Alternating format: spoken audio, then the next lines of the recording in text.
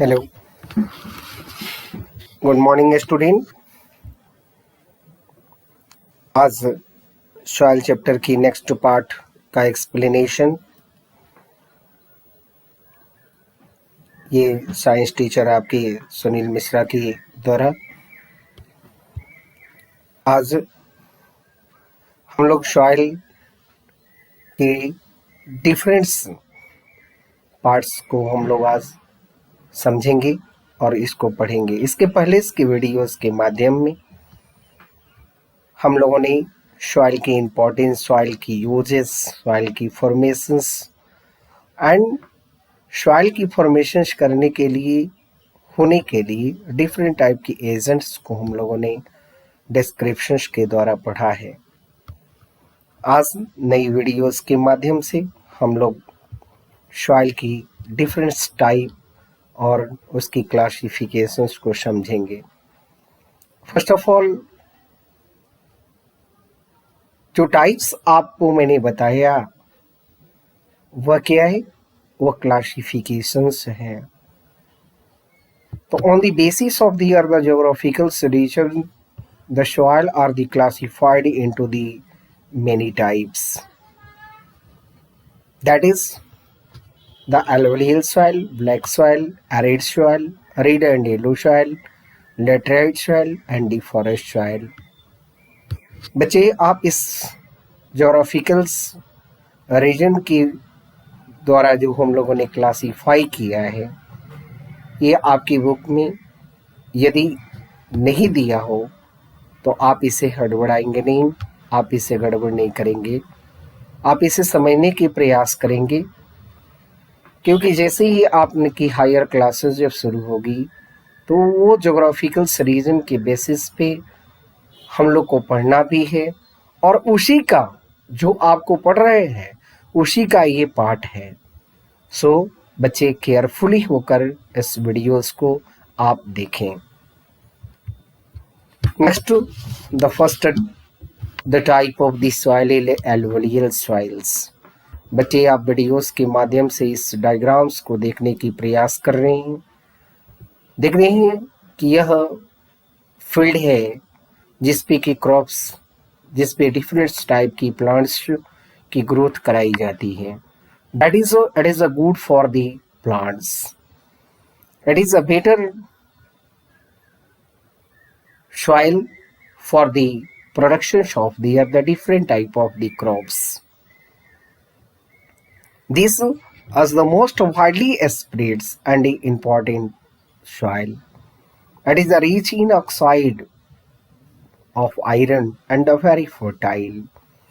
जैसा कि मैंने आपको बताया है कि यह काफ़ी फर्टाइल होता है, जिसके कारण से क्रॉप्स जो हैं इजीली इस पे ग्रोथ करते हैं।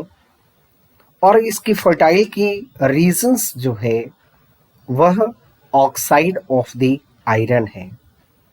इन fact the entire northern plains are the made up of the alluvial soil. हम लोग के इंडिया की जो नॉर्थ प्लेन्स में आता है, जैसे सपोज दैट मान लिया जाए पंजाब हरियाणा की बात, उत्तर प्रदेश की बात, and the some part of the Bihar also eastern northern side से है।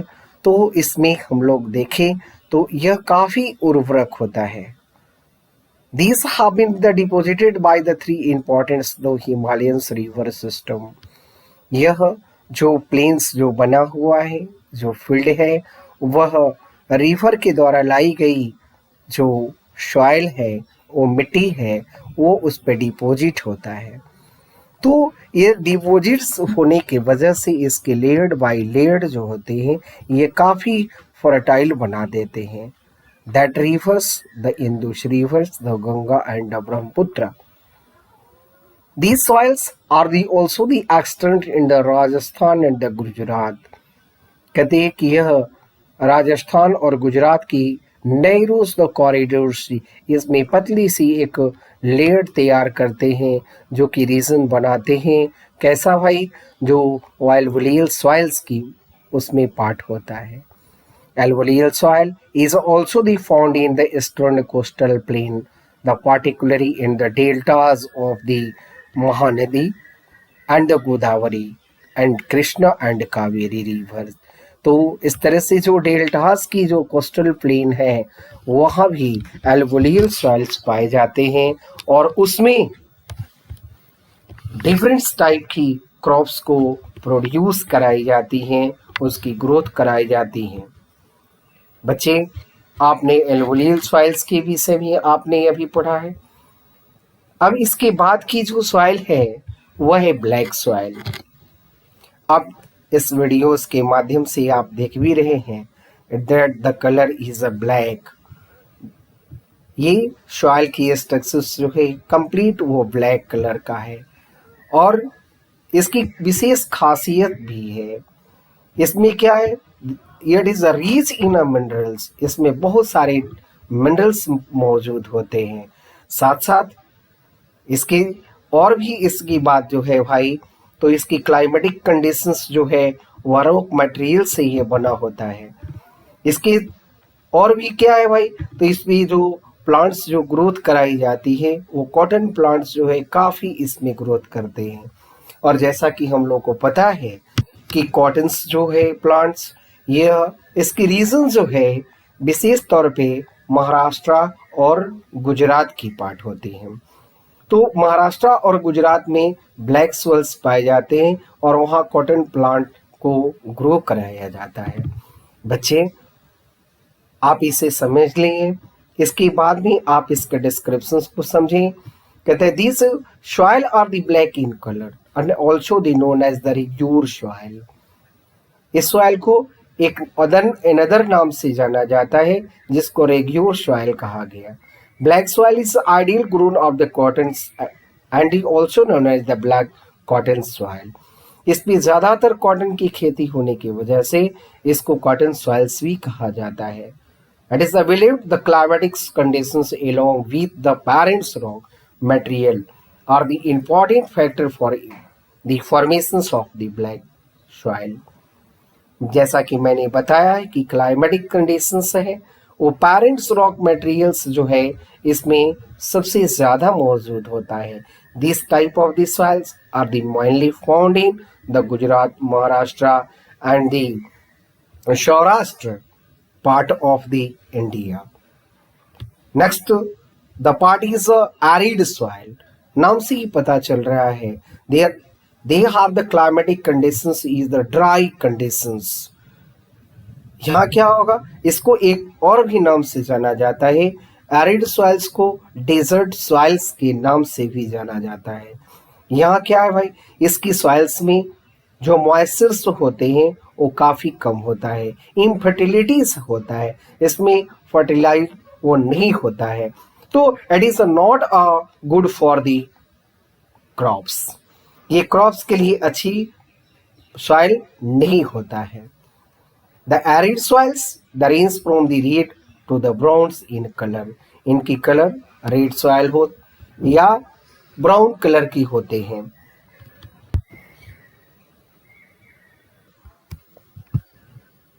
ब्लैक सॉइल्स को कॉटन सॉइल्स भी कहा गया। हम लोगों ने ब्लैक सॉइल्स के पढ़ने के बाद में हम लोगों ने पढ़ाई कर रहे थे एरिड सॉइल्स के विषय में। तो बच्चे, आप एरिड सॉइल्स की डिस्ट्रीब्यूशंस को आपने समझा है। They are the generally the sandy in the textures and the salines in nature. मैंने अभी आपको बताया भी है कि इनकी जो पार्टिकल्स होती है काफ़ी वीगर होता है। That is it is made up of the Sands. In some areas of the salts contain the very highs and the common salt obtained from evaporating the water.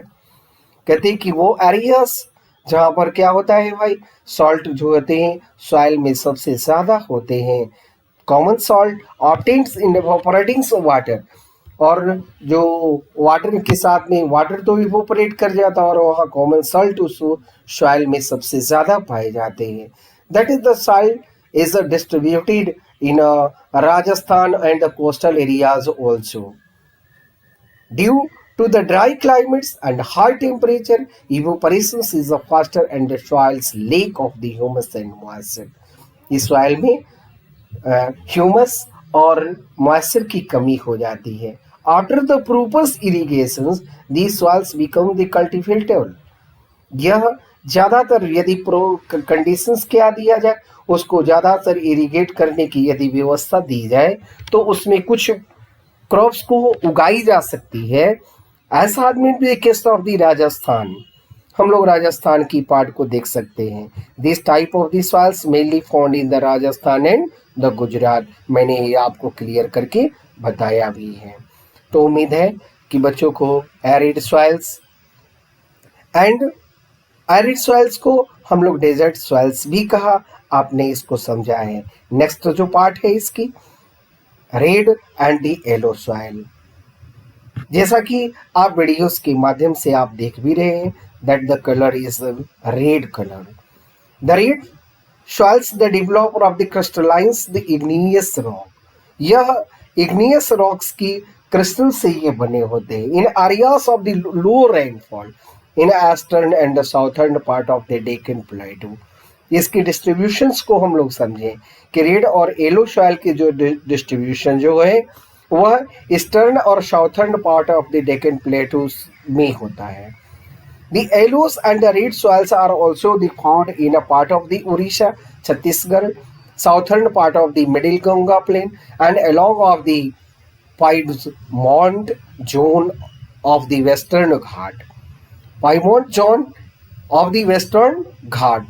कति किसकी डिस्ट्रीब्यूशन हम लोग देखें तो Orissa, Chhattisgarh, southern part of the middle Ganga plains, along of the Piedmont zone of the Western Ghat, ये इसके distributions हैं। These soils are the reddish color due to the diffusion of the iron in a crystal. Iron की यह crystal के diffuse करने से यह बना है और इसके साथ साथ मेटामॉर्फिक रॉक के टूटने से यह रेड सॉइल्स के निर्माण हुई है। That is the look the yellows when the occurs in a hydrates form. ये इसकी कलर येलो कलर का भी दिखाई देता है due to the hydride form. यह आयरन्स की हाइड्राइड फॉर्म होने के कारण इनकी कलर येलो कलर का दिखाई देता है। बच्चे इस बात को समझें कि red and yellow soils it is good for the cultivations of the ground nut. Here it is a very important. The red and the yellow soil it's good for the growing of the groundnut. हम लोग बादाम खाते हैं, ये इसकी जो उपज होती है वह विशेष तौर पे रेड सॉइल और येलो सॉइल है। तो आप इसे आसानी से सब बता सकते हैं कि वेयर, तो इसकी पार्ट जो है यह छत्तीसगढ़ है, मध्य प्रदेश है, उड़ीसा है। इस पार्ट में ये ग्राउंड नट्स की खेती होती है, यहाँ क्रॉप्स उगाई जाती है। नेक्स्ट जो पार्ट है लेटराइट सॉइल। लेटराइट सॉइल्स आप वीडियोस के माध्यम से देखिए। There the particles are the very weak and the some are the very small. It is a mixer. It is found in the typical monsoon conditions, that is the high temperature and heavy rainfall, alternate wet and dry periods. वो कहता है क्या कि कभी बहुत ज़्यादा यहाँ ठंडा ये होता है या बारिश होती है और कभी पीरियड्स क्या होते हैं काफ़ी गर्मी पड़ना शुरू होता है। ऐसे रीजन्स में जहाँ मानसून की कंडीशन हमेशा बारिश की होता रहता है तो वैसे पॉइंट पर वहाँ पर के रीजन में लेटराइट सॉइल्स पाए जाते हैं। This is the cause the leaching of the siliceous matter. Silica की जो पार्ट है वह उसमें सबसे ज़्यादा इसमें दिखाई देता है। The lime of the rock, ये lime rock that is the चूना पत्थर वाली पार्ट जो रॉक के टूटने से बनता है। It is a soil rich in oxide of the iron. इसमें आयरन की ऑक्साइड सबसे ज़्यादा पाई जाती है। It is found in a part of the western Ghat. यह वेस्टर्न घाट में की पार्ट में ये देखने को मिलता है और वहाँ पर पाई जाती हैं। तो वेस्टर्न ही घाट नहीं है, इसका वेस्टर्न घाट है, ईस्टर्न घाट है, महाराष्ट्र, कर्नाटका, केरला, उड़ीसा, वेस्ट बंगाल, असम, तमिलनाडु, ये इसकी पार्ट है जहाँ पर लेटराइट सॉइल्स पाया जाता है। It is a poor in contents but they support the plateaus and the shrubs forest. यह यहाँ हम लोग देखते हैं क्या कि माउंटेनियस रीजन्स में भी ये पाई जाती है घाट में, जिसका कि वेस्टर्न घाट, ईस्टर्न घाट और वेस्ट बंगाल की पार्ट में, जहाँ पर क्या है भाई सर्ब्स वगैरह सबसे ज़्यादा देखने को मिलते हैं। तो वैसे रीजन्स में लेटराइट सॉइल्स पाए जाते हैं। नेक्स्ट जो forest and the mountain soil हम लोग देख रहे हैं, यहाँ पर वीडियोस के माध्यम से आप इसके डायग्राम्स में देख रहे हैं कि it is the part of the dead and the decaying matter. यह पेड़ पौधे की जो डेड पार्ट्स है उसके टूटने से ये पार्ट जो बना हुआ है। तो ये जैसा कि हम लोग ने वीडियोस से देख रहे हैं, तो इसका मतलब क्या है कि इस रीजन में सबसे ज़्यादा क्या होगा, ह्यूमस पाए जाएंगे। बच्चे आप इसे समझेंगे। It is the found in the hill slope and covered by the forest. ये स्लोप के पास में हिल्स के रीजन्स में ये दिखाई देते हैं और मिलते हैं। This type of the soils is the found mainly in the depositions of the organic matter. ये ऑर्गेनिक मैटर के डिपोजिट करने के कारण से ये बना होता है फ्रॉम द फॉरेस्ट ग्रोथ। ये आखिर कहाँ भाई, तो फॉरेस्ट की ग्रोथ जहाँ होती, जहाँ फॉरेस्ट ज़्यादा मिलेंगे वहाँ इसकी डेड प्लांट की डेड एंड डिकेइंग मैटर भी मिलेंगे। It is rich in the humus, but the deficiency in the potash, phosphorus and the lime। कहता है कि इसमें ह्यूमस तो सबसे ज़्यादा पाया जाता है, लेकिन पोटास और फॉस्फोरस लाइम की मात्रा जो होती है बिल्कुल ही लेस होता है। So it need the fertilisers, और इसलिए इस तरह की सॉइल्स को भी क्या है, फर्टिलाइजर की ज़रूरत होती है। This soil is use for the plantations of the tree, the T, coffee, spices and the tropical fruits। कहते हैं कि that type of the soil it is good for the tea plants, the coffee and the spices, the tropical fruits and की growth करने के लिए यह जो mountain and the forest soils होते हैं काफ़ी इंपॉर्टेंट है। This type of this soils is the found in the Himalayan region, Assam की क्षेत्र में, मेघालय की रीजन में। और यदि बातें हम लोग करते हैं तो साउथ में चले जाए तो तमिलनाडु की भाग में, in this the high hills and the south प्लेनिस्यूर्स रीजन्स में इसकी सबसे ज़्यादा यहाँ ये मिलते हैं। बच्चे जानेंगे इसको कि अब आपसे यदि क्वेश्चन यहाँ की जाएगी कि फॉरेस्ट और माउंटेन सॉइल में किस तरह की क्रॉप्स को उगाई जाती है, तो आप बेहिचक आप इसको बता सकते हैं कि टी, कॉफ़ी की जो खेती होती है, क्रॉप्स को प्रोडक्शंस की जाती है, वो माउंटेनियस रीजन्स में मिलता है। वो अब यहाँ अनदर क्वेश्चन यहाँ एराइज किया जा सकता है कि वो एरियाज कौन सी है, वो स्टेट कौन सा है। तो बच्चे आप आसानी से इसे बताएंगे, असम की क्षेत्र, मेघालय है, तमिलनाडु है, एक्सेट्रा एक्सेट्रा। नेक्स्ट जो हम लोगों ने वीडियोस के माध्यम से जो टॉपिक हम लोग पढ़ने जा रहे हैं उसका है इम्पोर्टेंस ऑफ सॉइल। इसके पहले इंट्रोडक्शंस में भी मैंने इसकी इम्पोर्टेंस और यूजेस को मैंने बताया है। बच्चे आप पुनः इस चीज़ को समझने की प्रयास करेंगे, यूजेस ऑफ सॉइल। तो आपने ये पूरी वीडियोस देखने के बाद में आप एक खुद ही कंक्लूजन्स में निकालेंगे कि soil is very important from the growing of the different type of the crops। आपने फर्स्ट लाइन तो आपके मन में आ ही गया होगा क्या कि सॉइल जो होती है वह काफ़ी इंपॉर्टेंट होता है। क्यों भाई, the productions of the crop की प्रोडक्ट करने के लिए आपको सॉइल की होना ज़रूरी है। और वो क्रॉप्स में ग्रेन क्रॉप्स हो सकते हैं, पल्सेस हो सकते हैं, फ्रूट्स एंड वेजिटेबल भी हो सकते हैं। Soil is used to grow of the trees, obtain the wood and the buildings the purposes for the burnings of the fuels and the makings the paper।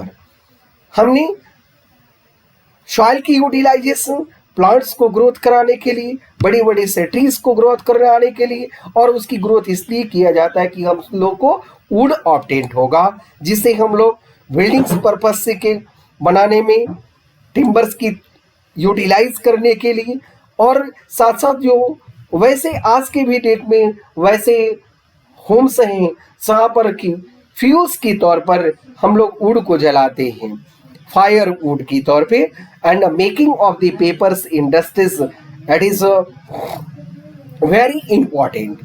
Soil is used to grow of the cotton plants which give us the cotton cloths. कहते हैं कि cotton plants को growth कराने के लिए जो कि हमें क्या देता है भाई, कॉटन क्लॉथ बनाई जाती है.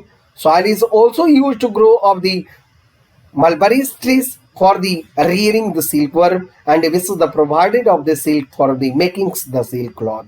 कहते हैं कि वो सॉइल जो है का यूटिलाइजेशन मालबरी प्लांट्स को ग्रोथ कराने के लिए होता है, और मालबरी जो प्लांट होते हैं इससे हम लोग सिल्क ऑब्टेंट होते हैं, और सिल्क की हम लोग डिफरेंट टाइप की क्लॉथ्स को पहनते हैं और समझते हैं. Soil is used to make up the bricks and the mortars of the buildings, the houses. Soil का यूटिलाइजेशन जो हम लोग आज के डेट में बिल्डिंग्स में जिसमें रहते हैं कहते हैं कि ईंट से बना हुआ है, और ये ईंट किस चीज से बनी है, तो सॉइल से बनी है. So it is a very important. Soil is used to make the earthenwares the potteries. कहते हैं कि आज मिट्टी की जो खिलौना है या बर्तन होते हैं तो उस तरह से उसको बनाने के लिए सॉइल का यूटिलाइज किया जा सकता है. Okay, the crockeries, the cup and the plate, toy and statue are the also the made up of the made. आज की डेट में हम लोग देखते हैं क्या कि दुर्गा जी की मूर्ति बन रही हैं या डिफरेंट टाइप की आप देख रहे हैं स्टैचूज वगैरह बनाई जा रही हैं, तो जो कि सॉइल से बने हुए होते हैं. तो बच्चे, आप लोगों ने इस वीडियोस के माध्यम से सॉइल की इम्पोर्टेंस को समझा. उम्मीद है कि आप सभी को ये वीडियोस विशेष पसंद आया होगा और आप इसे समझने की प्रयास किए. Thank you to all.